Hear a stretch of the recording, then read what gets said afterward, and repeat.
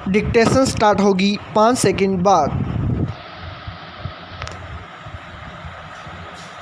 Yes, कई प्रकार के साइबर अपराधों के बीच अब मतदाता पहचान पत्रों से संबंधित बड़ा फर्जीवाड़ा उजागर हुआ है। उत्तर प्रदेश के सहारनपुर में भारत निर्वाचन आयोग की वेबसाइट को कथित रूप से हैक करने और साइबर कैफ़े में हजारों फर्जी मतदाता पहचान पत्र बनाने का मामला सामने आया है। आरोप है कि हैकर ने 3 माह में 10,000 से अधिक मतदाता पहचान पत्र बना डाले हैं। एक आरोपी पुलिस की गिरफ्त में है और पूछताछ में यह जानकारी सामने आई है कि उसके खाते में 60 लाख रुपए मौजूद हैं। साफ है कि फर्जी मतदाता पहचान पत्र बनाने में धन बल भी लगा हुआ है।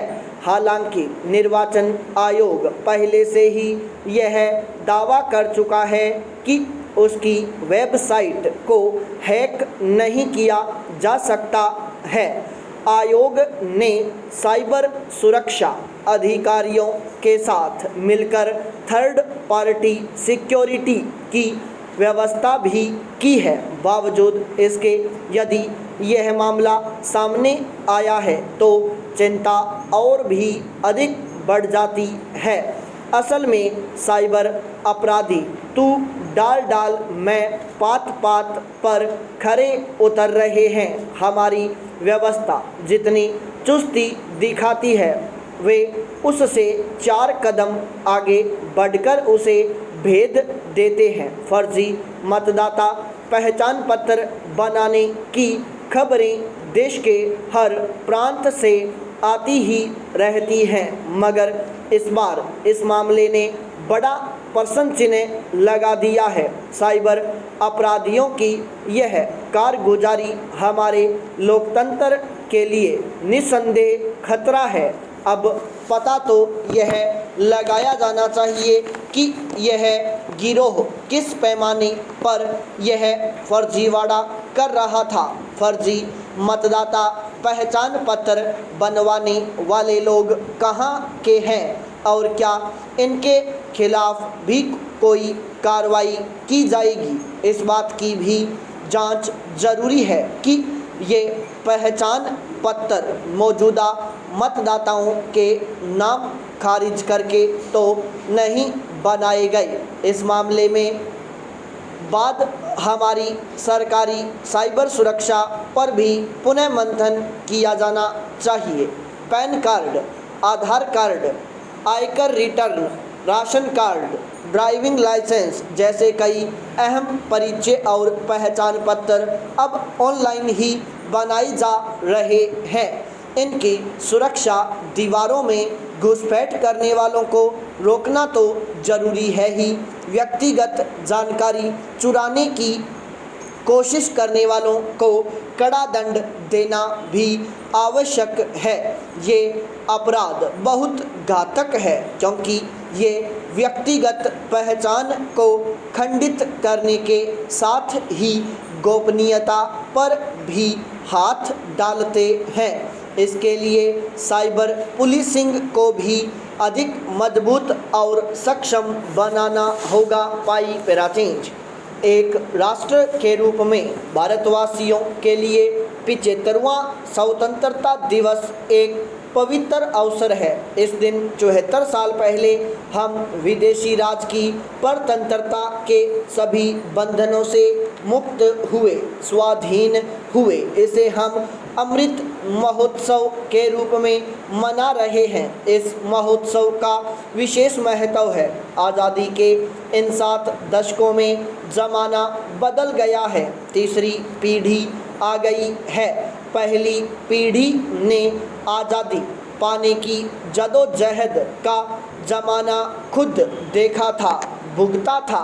दूसरी पीढ़ी ने उसे अपने बुजुर्गों से सुना, महसूस किया, परंतु वर्तमान तीसरी पीढ़ी को उसकी कोई सहज याद नहीं है। यह महोत्सव मौजूदा पीढ़ी को उन सपनों, आशाओं तथा अपेक्षाओं की याद दिलाएगा जिन्हें हम भारत के लोग अपने दिलों में लिए हुए रहे थे। आर्थिक सामाजिक गैर बराबरी की धूल को पोंछकर खुशहाल भारत के निर्माण का यज्ञ पूरा करने के लिए और तेजी से जुट जाने के लिए यह महोत्सव नया उत्साह भरेगा।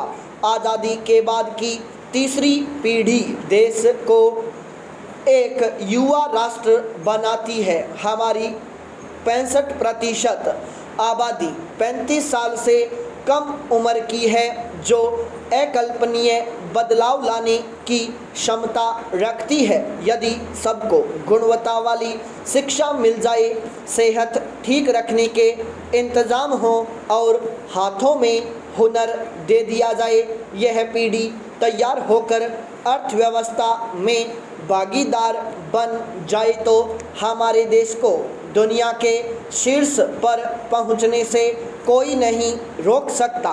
इसलिए यही वह समय है जब हम अपने पुरातन इतिहास वाले नए राष्ट्र के भविष्य के लिए लक्ष्य निर्धारित करें। पाई पैराचेंज स्वाधीनता दिवस का अमृत महोत्सव यह अवसर देता है कि हम भविष्य पर निगाह रखते हुए देश की आज़ादी के संघर्ष के गौरवशाली इतिहास को भी याद रखें।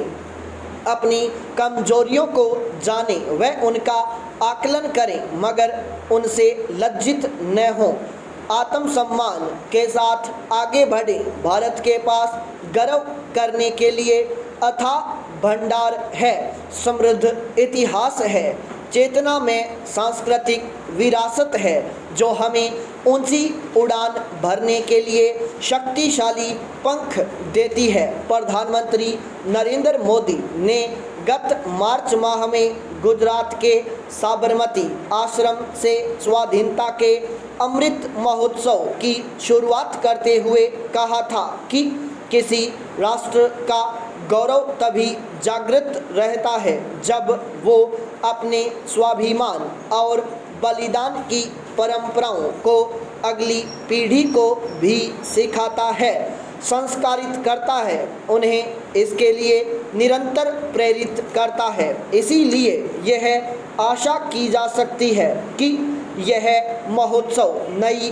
पीढ़ी में लोकतांत्रिक संस्थाओं के प्रति सम्मान पैदा करेगा और उनमें आज़ादी पाने के लिए दिए गए बलिदानों की स्मृति जगाते हुए समता तथा न्यायमूलक समाज की रचना की प्रेरणा देगा। इस महोत्सव के दौरान लोकतांत्रिक व्यवस्था में नैतिकता के प्रतिमानों की याद भी आएगी और संविधान प्रदत्त अधिकारियों के आग्रह के साथ हम में दायित्वों का बोध भी होगा। हम अपने और अपनों के संकुचित दायरे से बाहर निकलकर वृहद सामाजिक दायित्व को भी समझेंगे, अपने ही सच को सार्वभौमिक सच मानने के दुराग्रह से बचेंगे। यही सनातन मार्ग भी है।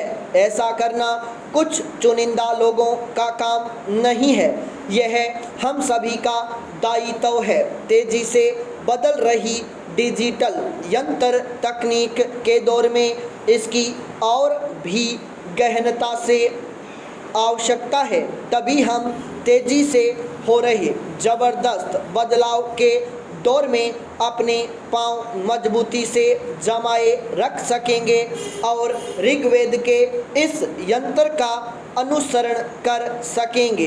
अर्थात हम सब एक साथ चलें, आपस में संवाद करें, हमारे मन एक हों। पाई पैराचेंज आज सच्चाई, ईमानदारी और चरित्र के स्तर में इतनी ज़बरदस्त गिरावट इसलिए आई है क्योंकि हमने कुछ खास बातों पर ध्यान नहीं दिया। लोगों के दिल और दिमाग में राष्ट्र की सोच अब तक गहराई तक नहीं उतर पाई है। हमने इसके लिए कोई भी कदम नहीं उठाया है। राष्ट्र निर्माण का अर्थ केवल पत्थर की इमारतों का निर्माण ही नहीं होता है, इसका अर्थ होता है जन निर्माण। स्टॉप।